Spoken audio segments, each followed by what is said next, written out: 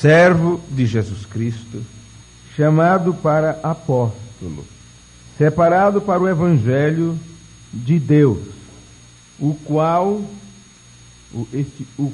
é Deus, o qual antes havia prometido pelos seus profetas nas santas Escrituras acerca de seu filho, que nasceu da descendência de Davi, segundo a carne, declarado Filho de Deus em poder, segundo o Espírito de santificação, pela ressurreição dos mortos, Jesus Cristo, nosso Senhor.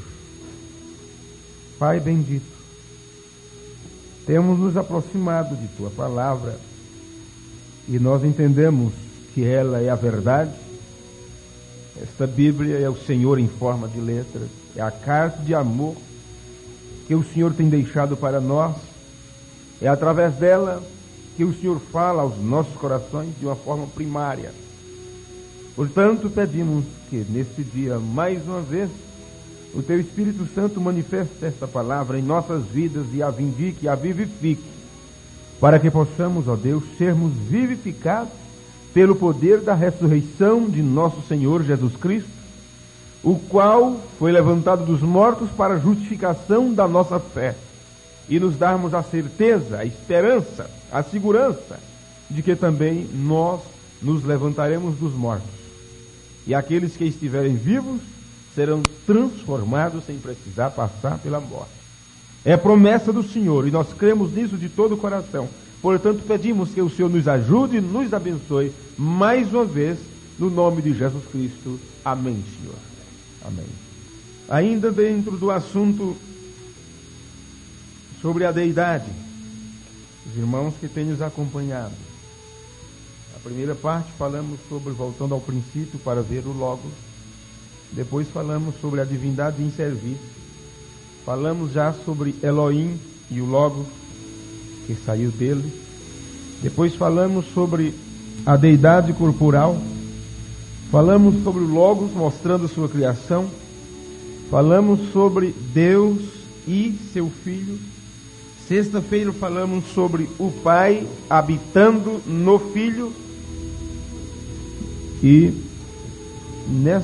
neste culto, nesta escola, nós estaremos dando prosseguimento neste assunto agora, e eu peço que vocês prestem bem atenção ao que for lido, o que for mostrado, o que for explicado, porque são coisas que nós, mesmo que falemos as mesmas coisas depois, mas será de uma forma diferente. Eu só peço que as pessoas ouçam com bastante atenção, que meditem, que procurem se inteirar cada vez mais da doutrina de Cristo, a qual nós aprendemos que sem isto não tem como você se salvar, como disse o profeta em outra citação. Creia nisto para ser salvo. Vocês lembram?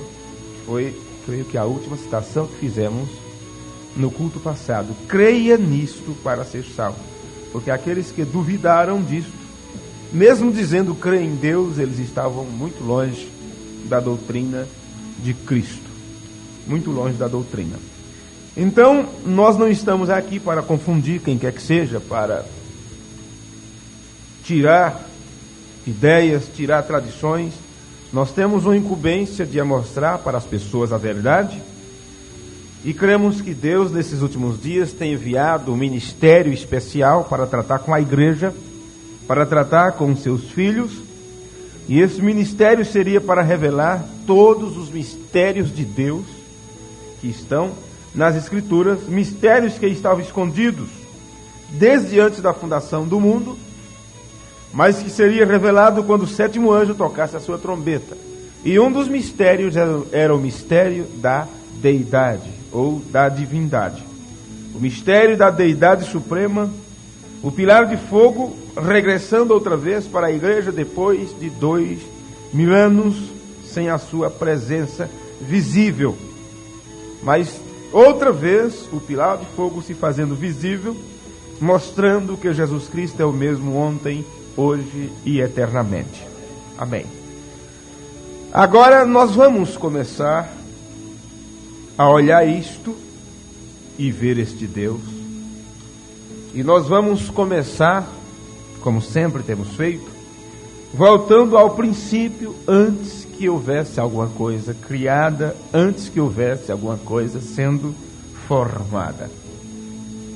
Nós, quando começamos a principiar nestas coisas, nós precisamos então entender quando Deus começou a desenrolar seu plano. Teve que começar de um ponto, teve que começar de algum lugar. E aquele ponto onde ele inicia, aquele ponto onde ele começa a desenrolar seu plano, ali está o princípio. E aquele será o ponto exato onde o círculo se fechará. É como se você fosse uma pessoa que pudesse fazer um círculo perfeito. E você coloca o ponto em um determinado lugar, e você sai dali e faz toda a volta, os seus 360, isso? 360 graus. E você vai chegar no mesmo lugar onde você iniciou fazendo aquilo. Teve que ter alguém para dar este começo, para começar a desenrolar este plano. E se teve alguém para fazer aquilo, então este alguém ou este ser existia antes deste princípio ser iniciado. E este só pode ser Melquisedeque, o rei. Por isso, o apóstolo Paulo diz que ele não tem princípio de dias, nem fins de dia. E o mensageiro de Deus diz: só existe um que não tem princípio e nem fim, e este é Deus. Então Melquisedeque é o próprio Deus. Amém. Bem, em outros termos, ali antes que houvesse um átomo, como o irmão Branham explica em suas mensagens, quando não existia nada disso, Deus estava só. Só. A Bíblia sempre fala sobre isto. E você pode ter uma ideia desse início como ele era, de acordo com as Escrituras, e quando você ouve as explicações do mensageiro de Deus a respeito disto. Um companheiro, um homem muito sábio, no grego, uma autoridade no grego, ele fala sobre o início dos tempos ou das coisas, quando as coisas estavam de uma maneira caótica, trevas, tenebrosas, e ali não tinha nada para ser visto. Mas daí a pouco poderia se ver algo luminoso saindo, o qual era maravilhoso. E esse homem, eu citarei o nome dele dentro de instante aqui, deixe-me ver minhas anotações. De acordo com o pensamento dele, este ser luminoso, ou esta luz, que veio dissipando a escuridão, ou tirando a frieza, dissipando o que é que fosse ao contrário daquilo que Deus é, esse homem Milegan, é autoridade no grego, uma grande autoridade na língua grega. Eu vou citar 2 ou 3 palavras deles aqui para que vocês entendam o pensamento deste homem. Veja bem, o profeta já nos ensinou que uma palavra é um pensamento expressado. E se Jesus é a palavra, então ele é o pensamento expressado de Deus materializado. E isto o irmão Branham simplificou para que você pudesse entender o início das coisas. Mas essa simplificação, você não pode ficar apegados apenas a ela, porque isto é como um rudimento. Você tem que se aprofundar nisto. Porque uma palavra, se é um pensamento expressado, e se isso fosse o suficiente para explicar Deus, então diga-me uma coisa: o que é seus pensamentos?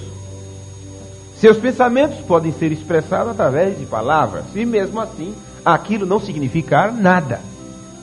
Eu posso dizer, eu tenho $1.000 em meu bolso, eu expressei um pensamento, formulei, expressei em palavras e, no entanto, meu bolso está vazio.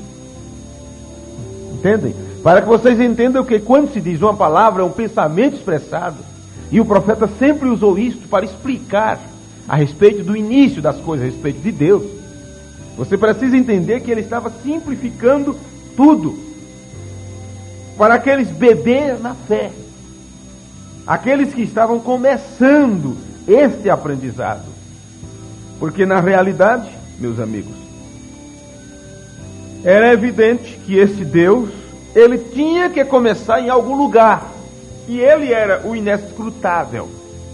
Ninguém poderia explicar, argumentar, destrinchar, se aprofundar naquilo que Deus era, porque ele não tinha nem sequer a quem se dá a conhecer. Veja, ele era um desconhecido, porque não tinha ninguém para conhecê-lo, nada. Ele estava ali só para dar início ao princípio, para desenrolar seu plano. Aí agora você encontra Deus dando um passo. Você encontra agora Deus dando um passo adiante. E ele tinha que ser Deus, o próprio luminoso, aquele que iluminaria a si mesmo, de algum modo. Ele tinha que ser este. Veja, ele tinha que ter a qualidade, a habilidade que ninguém tem, que ninguém poderia ter, nem jamais terá, ele mesmo. E é exatamente quando você pensar nisso, e você diz, bem, isso está me deixando um pouquinho confuso. E é exatamente nesta parte difícil que você vai chegar à compreensão do Logos. Você vai chegar à compreensão do Logos. Porque você chega numa parte que agora você encontra este ser, a este, vamos dizer assim, a esta, como chamam as pessoas? Algo que eles não compreendem, algo sobrenatural que está além do humano, eles podem chamar até de entidade, ou seja, do que for, porque é uma coisa, vamos dizer assim, imaterial, não é matéria, não se toca, não pode ser visto, e tudo isso.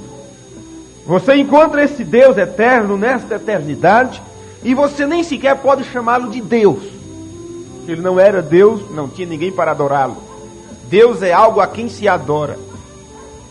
Você encontra este que Jeremias chama de o Espírito que enche os céus e a terra. E você ainda não pode chamá-lo de Espírito Santo, porque ele não era Espírito Santo. Porque ele só poderia ser Espírito Santo quando houvesse maldade ali no meio. E não existia nada mal. Portanto, ele nem sequer era Espírito Santo, era o Espírito eterno e pronto.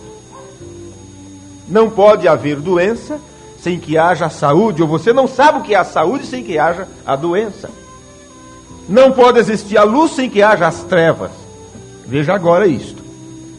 Você conhece o que é a luz, porque você também conhece o que é as trevas.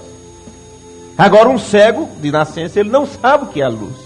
Ele já ouviu falar da luz, mas ele não tem a ideia do que seja, porque ele não a conhece, ele nunca a contemplou. Então, por que você procura se santificar? Por que você procura ser santo, se separar? Porque tem algo de que você se separar, que é a impureza, que é aquilo que é de maldade, que é de pecado. Então nós o chamamos no princípio lá de Espírito Santo, de uma certa forma. Mas se não existia o mal, então não era Espírito Santo. Daí você vai encontrar nas Escrituras que só em determinada parte ele começa a ser chamado de Espírito Santo. Veja, porque ele vem de El, Elá, para chegar a Elohim. E quando se chega a Elohim é quando você começa a pegar a base da doutrina. Porque ali ele começa a criar, a dar início ao ponto inicial, ao ponto-chave do seu plano. Veja, nele já estava o conhecimento, ele já conhecia o bem e o mal, porque por causa do seu pré-conhecimento. Poderoso, onisciente, veja, onisciente, por causa da sua onisciência, de saber todas as coisas antes que elas acontecessem, ele conhecia o bem e o mal. Porque você encontra agora que quando a serpente seduziu a Eva, ele já citou, ou ela, usada por Satanás, já citou isso para Eva: serás como Deus, conhecendo o bem e o mal. O bem e o mal. O Espírito eterno, ele pôde então ser chamado de Espírito Santo, quando aquele ser que ele criou, veja quanto tempo já, Lúcifer, se desviou da doutrina, se desviou da palavra e achou que poderia ser igual a Deus ou formar um céu mais bonito. Aí você agora pode separar, porque antes era tudo santidade, tanto Deus era santo, como Lúcifer era santo, como todos os querubins, serafins, eram todos no mesmo grau, vamos dizer assim, de pureza, de magnitude, de separação, porque não existia outra parte. Mas Deus já a conhecia. Deus sabia daquilo. Quando Lúcifer se desviou da doutrina, quando Lúcifer, ele se tornou portador das trevas, da deturpação da palavra, então os anjos puderam ver que havia uma separação. E os anjos que permaneceram com Deus, eles puderam ver naquilo, puderam entender que uma parte era totalmente boa e outra parte que era boa se tornou má. Aí agora você entra sobre santidade, porque precisou haver agora separação. É profundo um pouquinho, não é? Mas é gostoso isso, viu? Começou então a haver uma separação. Não me junto com estes, porque estes se tornaram mal. Eles ficaram mal, eles se tornaram desobedientes. Veja. Então, separem-se, porque vou expulsá-los daqui. Aí entra-se agora santidade, separação. Deus é santo para poder diferenciar primeiro para os anjos, serafins e querubins. Veja que aqueles outros que estavam contrários à vontade, ao plano perfeito de Deus, eles não eram mais santos e por isso eles tinham que se separar. Então vamos aqui mais um pouco, formando primeiro esta base aqui para entrarmos no nosso assunto propriamente dito. Quando isso então começa a acontecer, então este Espírito eterno, Elohim, você pode agora relacioná-lo com o ser. Ser. Deixa essa frase bem acesa na sua mente, na sua memória. Coloque ela assim, com um pontinho do lado. Assim, ó, sim, deixa eu escrever aqui. Ser. Aí vem aquela frase daquele, não sei se é do poeta, eu esqueci o nome dele, que ele diz: ser ou não ser, eis a questão. É Shakespeare, pronto, é isso mesmo. Ser ou não ser, vocês estão bem por dentro das coisas, né? Temos que entender um pouco de tudo, filosofia e poesia, tudo, para entendermos que na verdade são artes que provêm de Deus. Vocês querem saber, são dons que provém de Deus. À noite nós vamos entrar um pouquinho sobre essas coisas. Ser ou não ser? Eis a questão. Agora diga-me, antes de você nascer, o que você era? Você já era? Você existia? Como que você era? Para que você entenda o que você era, você tem que ver agora o que é que você é. Que ser é você? Então, você agora vê Deus tomando este passo, sabe? Dando um passo a mais. E ele vem de El, Elá, Elohim. Que ele está em 3. 3 é o número de Deus.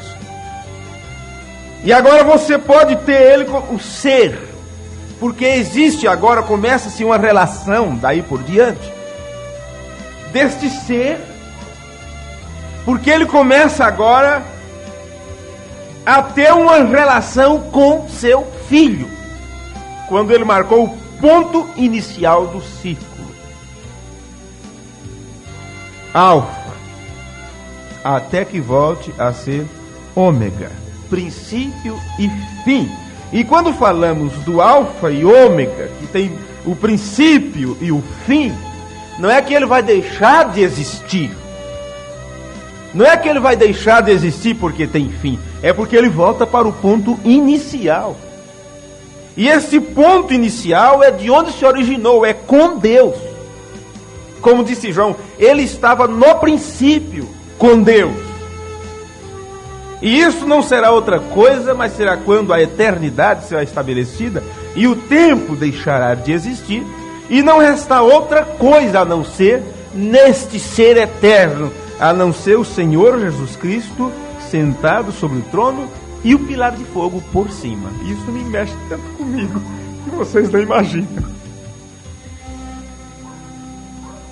Eu não sei quando eu vou conseguir me controlar a falar sobre isso. Se eu tivesse aprendido isso há 20 anos atrás, seria 20 anos chorando. De alegria, de regozijo. Então, veja aqui as palavras, agora o que vou citar. Como eu disse, você agora vê o ser eterno com esta relação começada agora com seu filho. E você vê ele baixando, cada vez mais Deus veio baixando, mudando de forma, baixando, até vir naquele corpo de carne, quando ele criou o corpo do seu filho e habitou naquele corpo, num corpo humano, carne humana, como o irmão Brana nos explicou. Quero citar aqui um pequeno trecho de uma autoridade no grego, Milegan. Ele diz: e quando diz que o Logos estava no princípio, sua existência eterna já é expressada. E sua posição eterna na deidade já indicava isso. Eu vou repetir novamente, porque às vezes a gente fica sem entender um pouco. E parece que o que a pessoa está dizendo, na realidade, é isso mesmo. Você diz, eu não entendi o que ele quis dizer com isso. E quando diz que o Logos estava neste princípio, sua existência eterna já é expressada e sua posição eterna na deidade já indicava isso. Estou citando um pequeno trecho de uma autoridade no grego. Agora eu quero mostrar para vocês um trecho agora das palavras do professor Livalho, o amigo do profeta de Deus. Ele diz assim: agora eu quero que vocês vejam ou saibam que este homem é trinitário. O homem que citou estas palavras em seus escritos. O professor Livalho disse: agora eu quero que vocês vejam isso, que este homem é trinitário. Veja. E ele não tem a verdade. Ele é um trinitário, vê? Por isso que ele fala que este Logos, se relacionando ao Filho, veja, porque existe Logos, que é o próprio Deus, e o Logos que saiu de Deus. E se você pegar o Logos que saiu de Deus e dizer que ele é Deus, você está fazendo dois deuses na divindade e torcendo toda a Bíblia e se tornando um pagão. Um pouquinho vai apertando, né? Então veja, este homem é trinitário. Este que diz assim, olha, quando diz que o Logos estava no princípio, sua existência eterna já é expressada, e sua posição eterna na deidade já indica isso. O professor Livalho, o Livalho, como queiram chamar, ele diz assim, olhe bem isto, este homem é trinitário. Isso não me oculta, veja, o microfone que eu posso mordê-lo a qualquer momento. Eu sei o que ele está dizendo e é a verdade. Porém, ele não tem a verdade. Tem pessoas que falam a verdade, mas elas não têm a verdade. Elas não amam a verdade, elas não conhecem a verdade. Balaão falou a verdade quando ele profetizou, mas ele estava desviado da doutrina. Ele é tido na Bíblia como profeta que amou o prêmio da injustiça e se tornou uma doutrina no livro de Apocalipse, os balanitas. Então tem pessoas que falam a verdade, citam a verdade, mas ela está distorcida, porque aquela pessoa não tem a verdade. Não tem a verdade. Aí é por isso que o mundo está nesta balbúrdia, nesta confusão. Porque as coisas que se ensinam, as coisas que se citam, tem uma grande dose de verdade nela, porque a primeira mentira que foi dita nesta terra, ela tinha mais de 90 e tantos por cento de verdade. Se não tivesse, não enganaria. Você acha que Eva ia se enganar com facilidade? Mas a serpente disse uma verdade para ela com uma mentira embutida ali. Veja, tinha uma mentira naquele meio. E ela não pôde então diferenciar.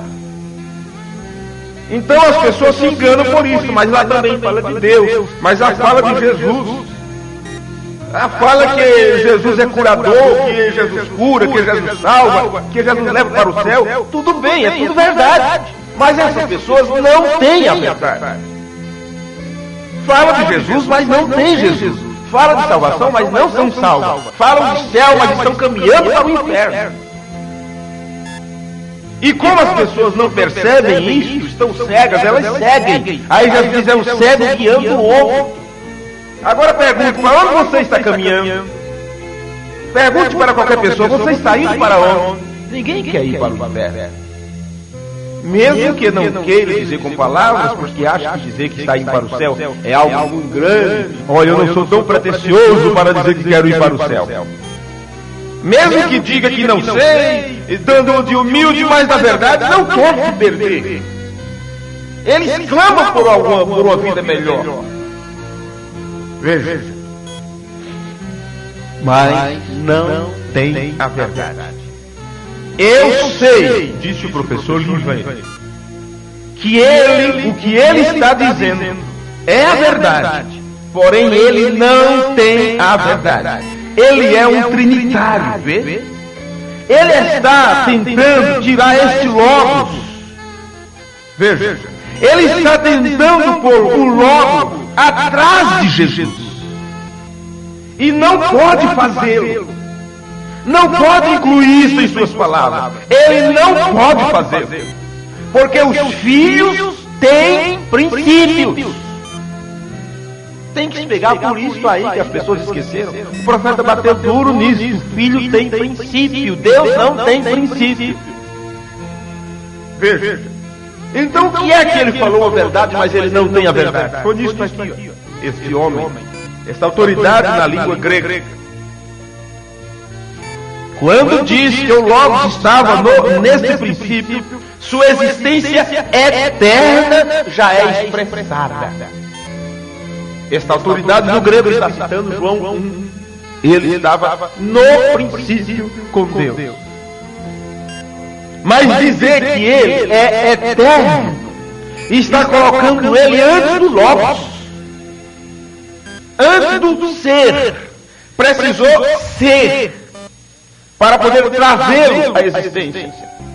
Veja, os filhos têm princípios. E se o filho teve um princípio, quem é este antes do princípio? Se o filho teve princípio, quem estava lá antes do princípio? E quem provocou o primeiro princípio? Quem disse assim, olha, aqui está o ponto inicial? Entendem agora? Quem estava lá para dizer, aqui está o ponto principal? Vamos começar daqui. Daqui. Quem provocou o primeiro princípio? Vê? Ah, meu filho. Ele corta sua cabeça fora e nem sequer você o conhece. Vê? Nós sabemos a verdade. Amém. O professor Oliveira disse isso muito segurança. nós sabemos a verdade, porque teve um profeta para ensinar. Assim como Jesus disse, errais por não conhecer as Escrituras, hoje, e Jesus estava dizendo aquilo para os estudantes das Escrituras. Então, se nesses últimos dias Deus enviou um profeta para revelar as Escrituras para nós, agora nós temos que dizer isso, que estão errando por não conhecer esta revelação, por não examinarem a revelação da Escritura, para entender essas coisas. Eu tenho o quê? 25 minutos? É por aí, não é isso? Tem. Se Cristo está em seu coração, Ele te revelará estas coisas. Eu quero rapidinho aqui ler um pouco. Homens, os 3 reis magos, eles sendo astrônomos e estudando as estrelas, não confunda eles com essa turma de horóscopo, com esses astrólogos de hoje. Não era isso. Que os homens do passado, eles aprenderam que a primeira Bíblia era o zodíaco no céu, o qual começa com Virgem e termina com Leão. Hoje ele diz que termina com Áries e começa com Áries e termina com Peixe, não é?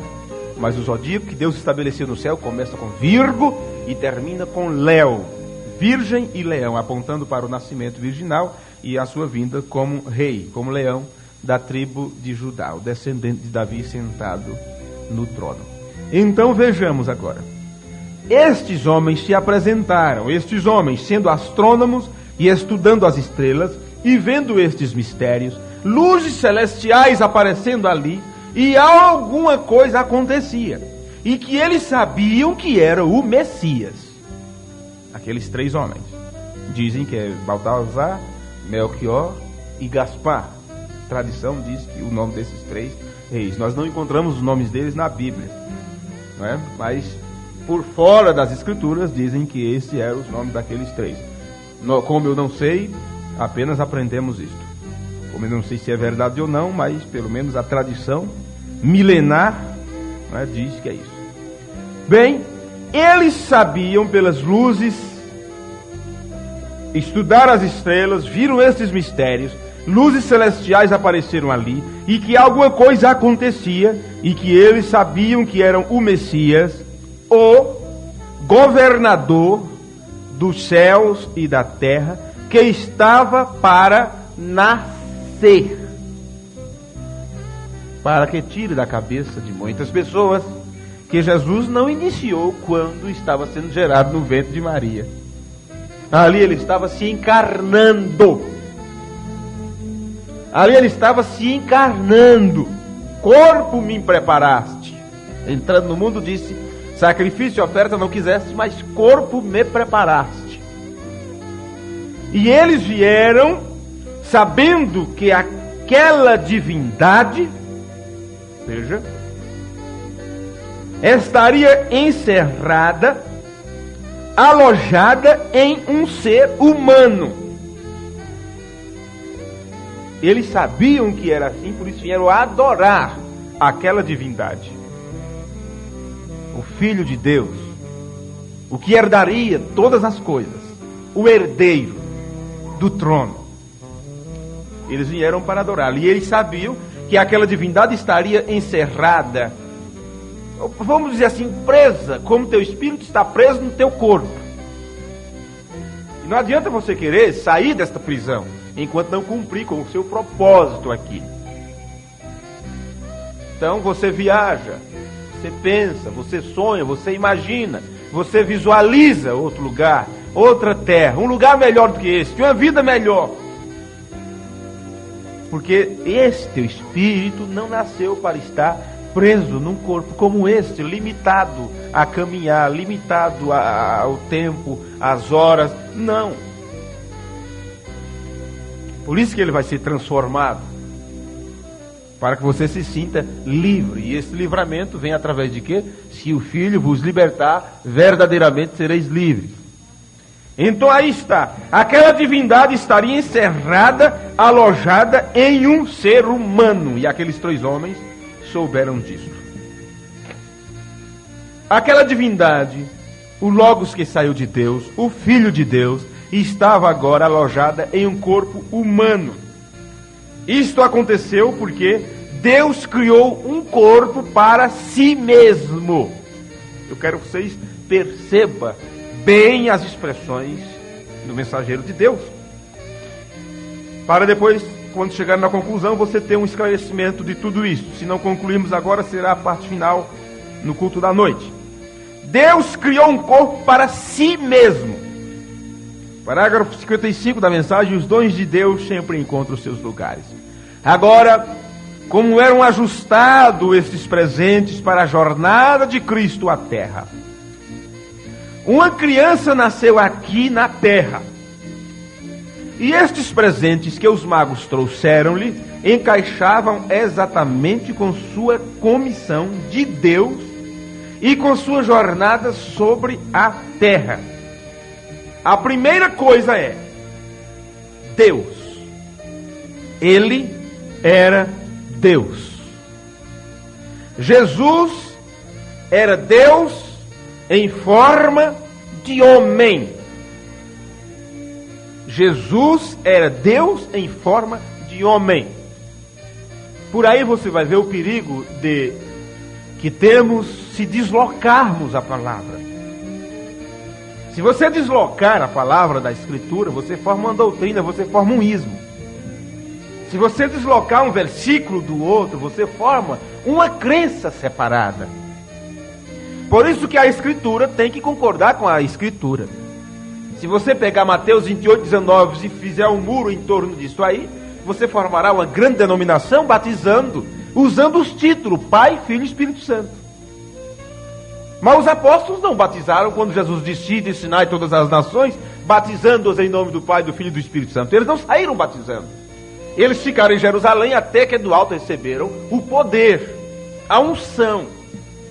Aí depois cumpriram esta ordem de Jesus. Porque aí houve a concordância. Agora, você segue os passos daqueles acontecimentos nos dias primitivos e você vai notar que eles não batizaram recitando ou repetindo as palavras de Jesus.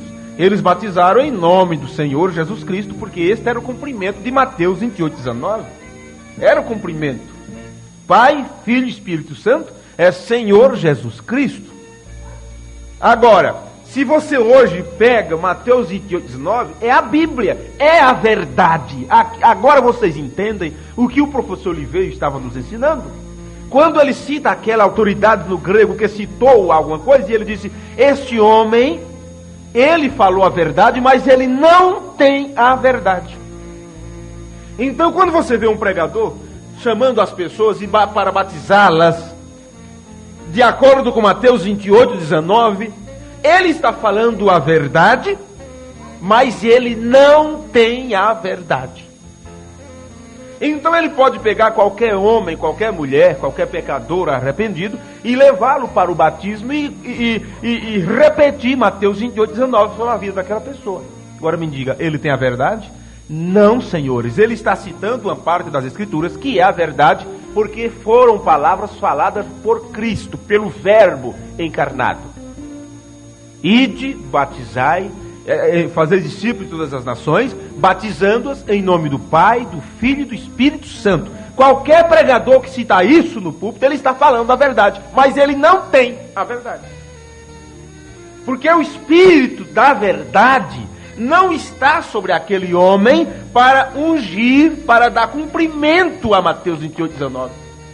Aí quando o Espírito da verdade vem sobre o homem e o unge com toda a verdade, ele pega então Mateus 28, 19 e descobre que o cumprimento é Atos 2, 38. Aí ele entende que o batismo é em nome do Senhor Jesus Cristo. Ali está o nome do Pai, Filho e Espírito Santo. Entenderam agora?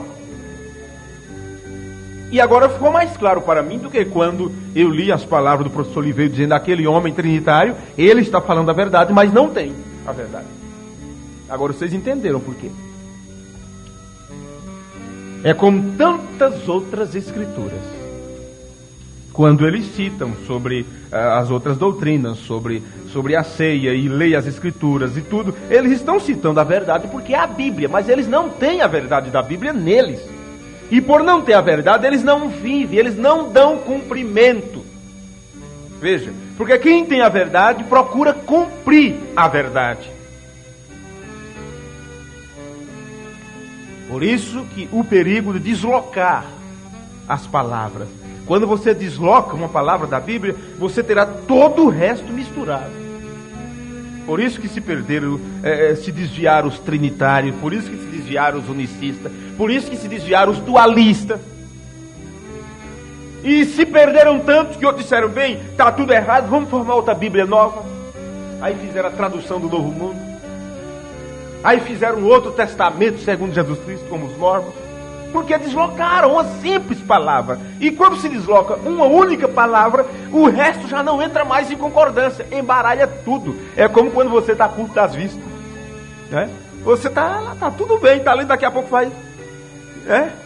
O que é isso? Embaralha tudo, mistura tudo. Parece que ela está tudo assim. Aí vai. Desse jeito aí. Precisa-se de quê? De óculos. Ajustável. Para que ajuste a tua retina, eu não sei como é os nervos que temos por aqui, os nervos ópticos, eu não entendo disso, para que faça um ajuste, focalize. Então o que se precisa, para que as pessoas não se percam, ou não fiquem perdidas na doutrina, é exatamente isto, é os olhos. E não é apenas um óculos, é um colírio. Porque o óculos você ainda está com aquilo lá e pode quebrar, e pode tirar, e pode esquecer, pode pisar em cima, sabe? Mas o colírio não, se há um colírio que resolve, você só pinga lá e pronto. Não tem que estar mais pegando outra coisa e colocando aquela cangaia por cima dos olhos. Tem que usar muito em breve, pelo jeito. Sabe? Mas o que é que diz as Escrituras? Aconselho-te que de mim compre ouros provado no fogo, para te enriqueceres, e colírios para os teus olhos, para que veja. Não é assim? Veja. O que falta é isso, é o colírio para ver, para que a palavra não fique deslocada. Porque quando se desloca, aí você já não vê mais concordância no resto. Fica faltando. E você diz, e agora? Aí começa, bem, isso aqui nós não cita, isso aqui nós não prega, isso aqui nós não fala. Por que não fala? Por que não pregar sobre aquilo? Por que não ensinar aquilo? Porque entra em desacordo com doutrinas estabelecidas. Porque estabeleceram uma doutrina sem a base principal.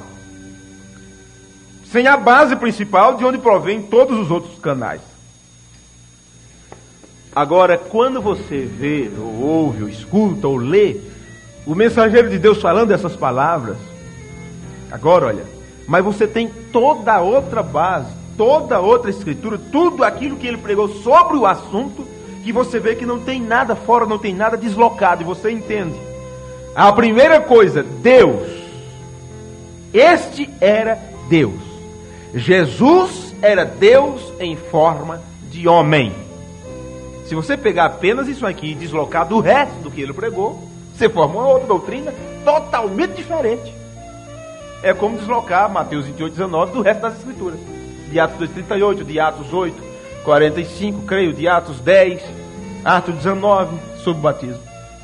Se você deslocar uma daquelas partes, você fica sem as outras. Se você deslocar Atos 22, não sei se é o versículo 5, sei que é Atos 22, o batismo de Paulo, você vai batizar só em nome do Senhor. Quando Ananias diz, por que te detém, Paulo? Levanta-te e te batiza invocando o quê? O nome do Senhor. Isole isso aí, você vai ver. Você vai começar a batizar em nome do Senhor. Eu te batizo em nome do Senhor. E é a Bíblia. É a verdade, é um versículo da Bíblia. Mas a pessoa não tem a verdade. Não tem a verdade. Se tivesse, concordaria escritura com escritura e levaria para as outras partes para ver toda a base onde aquilo foi estabelecido. Bem? Aí quando você junta toda a base do livro de Atos, você vai encontrar como foi que eles batizaram. Aí primeiro você tem colírio para ver sem estar desfocado. Né? Então veja, vamos aqui. Aquilo era difícil. Aquilo que? Jesus era Deus em forma de homem. Aquilo era difícil para as pessoas engolirem. E até mesmo hoje, que ele era Deus. Ele fala, isto aqui, ele era Deus, assim, ó, com Duas aspas aqui e outra cá. Ele era Deus. E aquilo era o que ele era. Ele nada era menos do que Deus. Deus, ele era Deus manifestado em carne. Ele era o Criador em sua própria criação. Olha, Criador e criação no mesmo ser, numa mesma pessoa. Você agora vai ter que ver que se tem ali um Criador, tem alguém que foi criado. Então o que foi criado é depois do Criador. Não pode a criação vir antes. Por isso que o professor Oliveira diz: este homem, ele não tem a verdade, mesmo citando a verdade, mas ele não tem. Por isso ele leva esta base para uma base trinitária. Ele era o Criador na sua própria criação, pela sua criação e para sua criação, que é eu e você. Tudo se resume em Deus, a coisa toda. Você não vê? Isso, por isso é plenitude de Deus. Ele era o Criador tanto quanto ele era Deus. E ele era um ser sobre a terra. Um ser do tempo. Só isso aqui daria uma mensagem. Um ser do tempo. Veja. O que significa? Que ele teria tido um começo. Veja aqui. Isso significa que ele teria tido um começo. Por esta razão, criou ele mesmo um corpo para viver nele. Aí você vai entender quando ele está falando do Criador e da criação. Veja. Ele mesmo criou um corpo para si mesmo. Vem.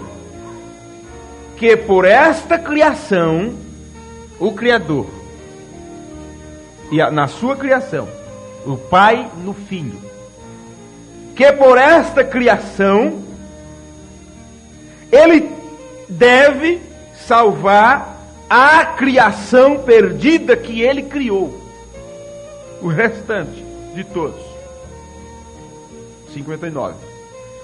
Por esta razão, Deus criou ele mesmo um corpo. Ele era o Criador e criou sua própria criação, e por esta criação ele podia salvar aqueles que ficaram perdidos em sua criação, que é você e eu, criaturas do tempo. Criaturas do tempo, olha, isso daria um sermão muito bom. Criaturas do tempo. Então o que acontece? O Criador criou também um corpo limitado ao tempo. Jesus Cristo veio em carne, no corpo de carne, para se tornar uma criatura do tempo. E o Deus eterno, aquele antes do princípio, que deu o ponto inicial, ele teve que vir nesta criação para participar também do tempo. Para poder reconciliar consigo mesmo o mundo, ou eu e você que estávamos perdidos, criaturas do tempo. Vem? Criaturas do tempo. Suas palavras mostraram exatamente isto. E suas obras provaram que ele nada menos era que o Criador. Veja, ele pegou um pedaço de pão e partiu, e continuou partindo aquele pedaço. Simples falar isto. Mas o que tem por trás destas palavras? Era o próprio Criador na sua criação. Veja, ele pegou um pedaço de pão e partiu, continuou partindo aquele pedaço de pão. Me acompanhe aqui rapidinho. Ele tomou um peixe e partiu aquele peixe. Agora nós imaginamos que ele criou aquele peixe no começo. Por que ele não disse assim, olha, o que é que está faltando? Estão com fome? Então, que haja peixe ali. Ele poderia fazer isso? Porque nunca as pessoas se ligam nestas minúcias das Escrituras. Que ele não criou pão, ele não criou peixe, ele não criou vinho. Ele transformou água em vinho Ele multiplicou o pão e ele multiplicou o peixe que já existia. Vocês estão entendendo? O Criador na sua criação, ele não tinha que criar mais, porque ele já tinha criado. O pão já tinha sido criado, o peixe já tinha sido criado, a água já tinha sido criada. E ele não estava ali para criar, mas apenas ele estava mostrando que tinha poder e domínio sobre a sua criação. É água? Transforme-se em vinho. É peixe? Só tem 2. Multidão de 5.000 pessoas, fora mulheres e crianças, se alimentaram. Pão, 5 pãezinhos. Qualquer criança hoje, não é? Come 3, 4 pão, eu não consigo comer 2. Sei que graça tem tanto nesses pão cascudo duro que vende por aí. Eu tenho certeza que esse pão daquele tempo não era como esses pão que vende hoje, não. Coloca desse tantinho de massa, enche de fermento e aquilo vira uma casca sem miolo. Mas como tem o nome de pão, a gente se engana, né? Mas o pão daquele tempo, olha, estava bem próximo do pão da irmã, né? Da irmã jesuína, né? Aquela coisa com substância, né? Gostoso, fofinho ali. E não corta a boca da gente quando mastiga. Mas veja isso aqui, olha. Ele tomou um peixe e partiu aquele peixe. Agora nós imaginamos, ele criou isto. Pense, ele criou aquilo no começo. Ele criou aquele pão no começo. Porém, ele tomou aquele peixe, o partiu. Ele tinha sido um peixe vivo e estava então cozido ou frito, seja o que for. Ele o partiu. O que quer que ele fosse cozido ou frito. Ele cresceu novamente, aquele peixe se multiplicou. No mesmo minuto que ele o partiu, outro peixe cozido ou frito estava ali novamente. Não é maravilhoso? Aquilo mostra que ele não era nada menos do que Jeová. Jeová estava num corpo de carne, dizendo, foi eu que criei isso e eu posso manipular do jeito que eu quiser. E ainda sobrar 12 cestos, gente. E ele foi o Criador que pode fazer sua própria criação. E pela sua criação, expressou o que ele era. Aleluia! Aquilo provou que ele era o que era. Ele era divindade. Assim, o ouro se tornava para ele, no oferecimento do seu nascimento, ele era a deidade feito carne. A deidade feito carne. Eu devo deixar nenhum estranho entre nós nessa noite?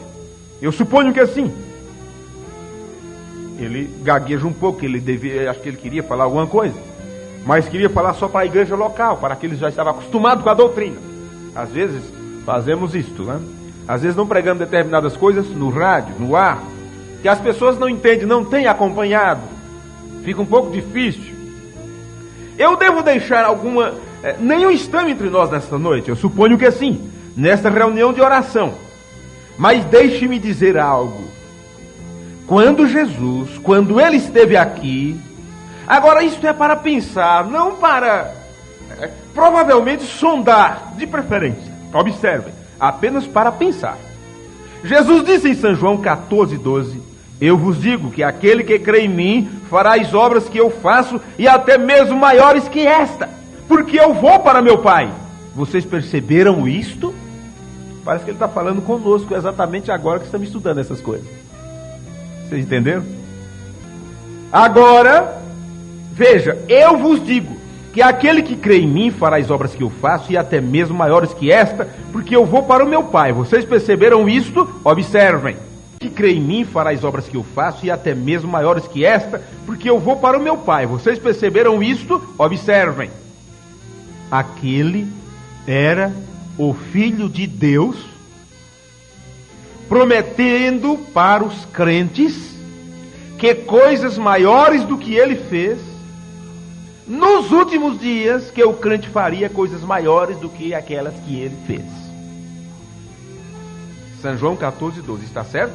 Vocês creem que Jesus o disse isto? Maiores que esta fareis? Jesus citou a sua palavra. Aquilo ficou registrado, está nas Escrituras. Alguém teria que cumprir aquilo. Aquilo teria que ser cumprido um dia. Alguém teria que vir e fazer coisas maiores. Porque a deidade estava num corpo de carne, não para provar que poderia criar. Ele apenas acrescentou o que já estava criado. Ele não fabricou ou não criou vinho. Ele transformou a água em vinho, o que é diferente de criar. Ele mudou a criação.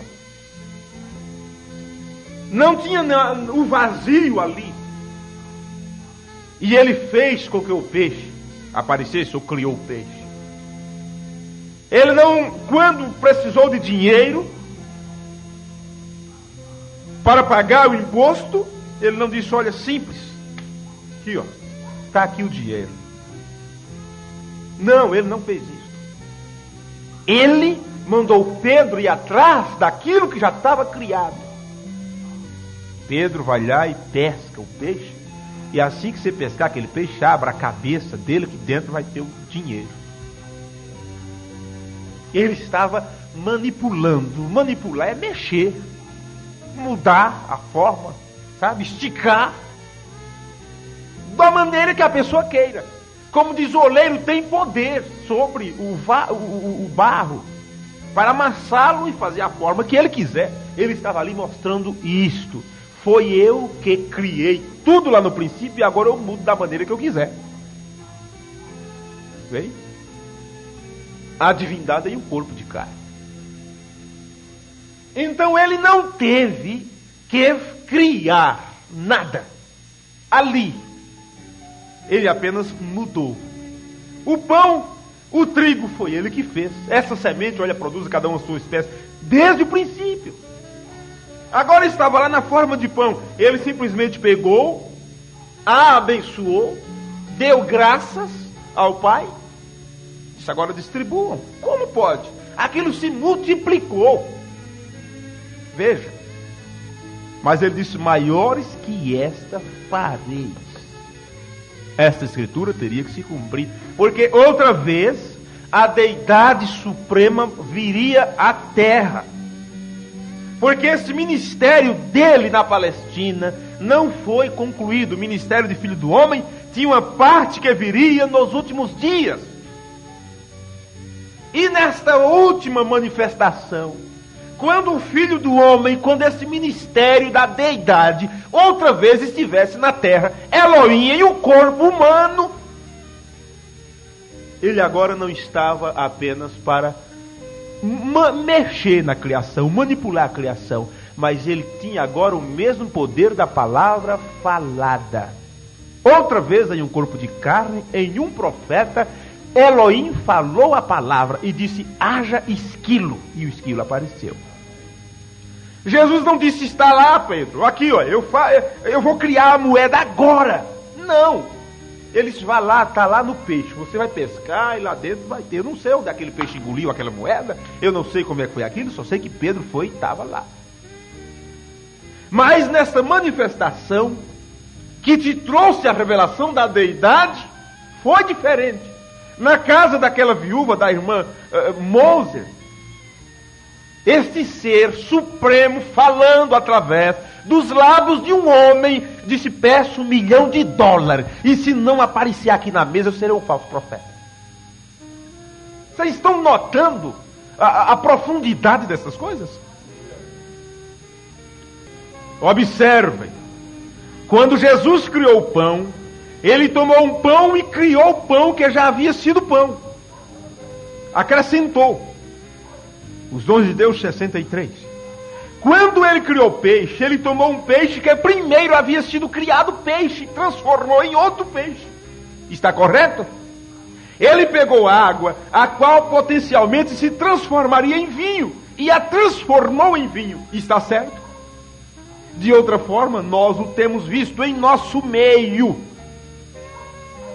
Nós poderíamos pegar isso aqui, bater, mas se fizermos isso, vai pensar que nós estamos adorando um homem. Por isso que o profeta ele entrava aos poucos nessas minúcias. Veja, deixando com que você entendesse as coisas entre linhas, assim como você recebe uma carta, um bilhete da esposa, do esposo, da pessoa amada que viajou. Qualquer um pode ler e não entender. Mas você que conhece a essência da pessoa, você vai perceber que aquela pessoa está falando além das suas palavras. Ele citou isso: quando eu viajo, e Meda me escreve uma carta e diz: amor, as crianças foram deitar, eu estou aqui sentado, estou pensando em você. Ele diz: eu sei o que acontece com ela. Eu sei o que ela está querendo me dizer, por causa do amor que há entre nós. Aí eu leio suas cartas e entendo isso entre linhas. Se a Bíblia é a carta de amor de Deus para nós, sua igreja, sua noiva, sua rainha, nós precisamos entender entre linhas, entre palavras, o que Deus está dizendo. Por isso ele podia falar as coisas sabendo que somente os eleitos entenderiam. Vamos nos colocar de pé? Transformou em vinho. De outra forma, o temos visto em nosso meio, nesses últimos dias, criar coisas sem qualquer coisa existente ali. Jesus não criou. Ele amaldiçoou a figueira. Os discípulos ficaram maravilhados com ela, quando no outro dia ela secou, apenas por Jesus falar aquela palavra. Ele não criou uma figueira, ele amaldiçoou uma e ela secou. Ele mexeu algo que já estava criado. Aí disse assim: vocês se maravilharam por causa disso? Porque viram a figueira seca no outro dia? Eu vos digo, maiores que estas vereis acontecer. Entende? Aí nesses últimos dias, o que é que nós temos recebido? A visita outra vez. O profeta, quando ele fala sobre aquela nuvem, ele a chama de a deidade suprema. Esta unção que tem vindo para nós, para nos revelar todas estas